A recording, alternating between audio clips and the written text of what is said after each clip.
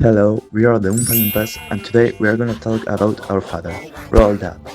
He was such an interesting person, so we are going to enumerate some interesting facts about him. A real Willy Wonka wrote to him. In 1971, a postman from Nebraska named Willy Wonka wrote Roald Dahl a letter. He co-invented a medical device. When his youngest son suffered a head injury in a car accident, Dahl helped research a cure and co-invented the white blood cell valve, used to drain excess fluid from the brain in hydrocephalus patients. He was accused of anti-Semitism following some literary criticism. However, the author only admitted to being anti-Israeli, accusing the state of controlling the media. In 1934, he was hired by Shell and had to move to Africa for 3 years, where he learned Swahili.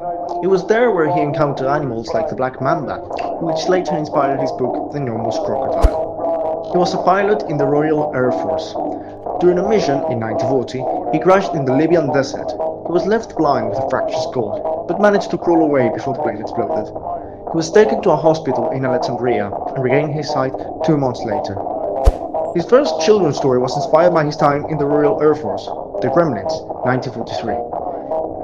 It was based on the mythical creatures to whom the Royal Air Force pilots often attributed mechanical failures in the aircraft. Walt Disney even planned to adapt it into a film, but the project was ultimately abandoned. He played a prank with a bear mouse. At 8 years old, Ronald and his friend frequented a sweet shop owned by the despicable and unhygienic Mrs. Pratchett. To get back at her, they put a dead mouse in one of her sweet jars. This woman likely inspired the nasty cook in Matilda. Later, he attended a boarding school in London, where he met a grumpy matron who tormented the children.